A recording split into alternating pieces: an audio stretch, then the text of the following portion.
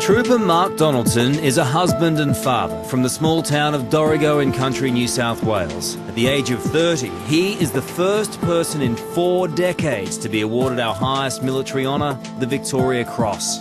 Growing up in Dorrigo was great. Yeah, we did just about everything together. Mark's simple life was shattered when at 16 years of age his father suddenly died of a heart attack, and 4 years later he lost his mother.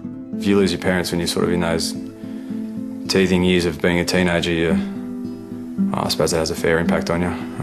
It has to. The death of our mother was very difficult to deal with, particularly the fact that she's never been found. It's hard to cope with something like that, not knowing what happened, not knowing where she is to this day.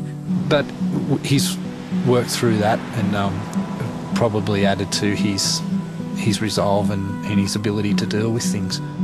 When Mark told me that he joined the army, I was very surprised, but at the same time I could see that Mark would be something that Mark would be very good at. When I made that decision, a lot of people thought that I wouldn't be able to handle the discipline and the authority of all the way the military is. I wasn't really going to let anything stop me, achieving what I wanted to achieve. So, yeah. He came through the army ranks, fairly quickly compared to what generally happens, and managed to get into the SAS on his first attempt. To be accepted into the SAS is a very difficult thing to achieve, and really it's about the mental and physical psyche that's necessary to keep going when the chips are down. Physical environment is very difficult, the mental environment is very difficult, and just a few are able to cope with all those things and stay focused on the mission that they've got. Yeah, the incident in Afghanistan was it was a pretty standard day for us out there fighting and doing what we do.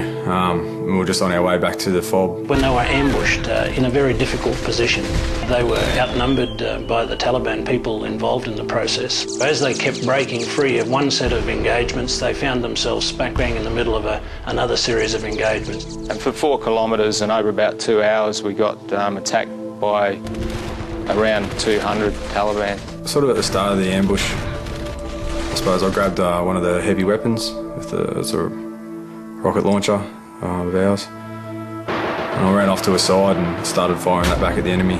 Really pushed away from the vehicles to try and get in a good position, and was very proactive in putting in fire to try and protect his mates. A few of us were moving here and there away from the cars to sort of get away from the bullets, but the bullets just tended to follow us, really. It was kind of like raindrops on the surface of water all around all of the vehicles, so fairly intensive fire. There wasn't many times in the ambush I really had a lot of time to have a sort of decent, conscious thought about, this is it, I'm done. In the midst of a fierce battle, Trooper Mark Donaldson showed exceptional courage and bravery in the face of great danger. We had an RPG, rocket propelled grenade, explode just above one of the vehicles in front of us, and 2 of the guys got blown out of it. One of them was the interpreter. And from there, Mark, who was in a good position to the rear of that vehicle, spotted him and ran through very heavy fire to pick him up. I started to drag him, and then I picked him up and got him back to the vehicles. There was 13 of us all up, Australians that were there, and 9 of us got wounded.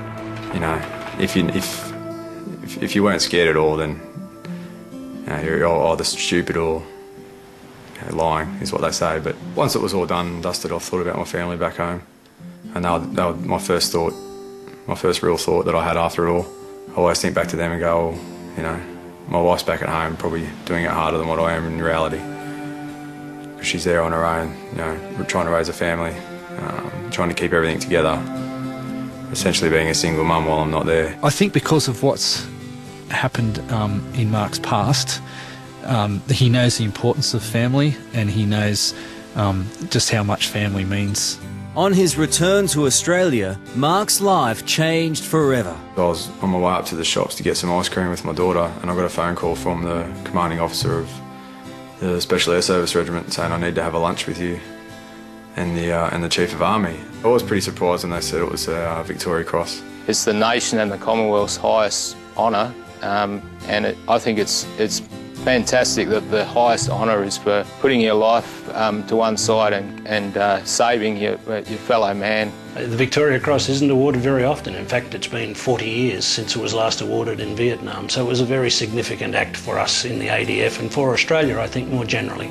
I was just extremely proud and honoured that somebody that I knew, let alone my brother, would do something like that. And I suppose too, I could feel pride for my mother and father who weren't there.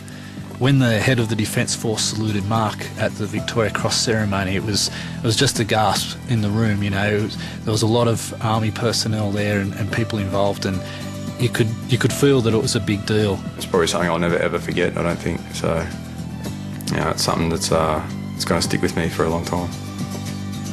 Yeah, Mark's the type of soldier I'd always want to have in my team, fighting side by side with me. I think he's just a wonderful role model for young people to look at. He's not out there in front big-noting himself, talking about his actions. He has to be drawn, really.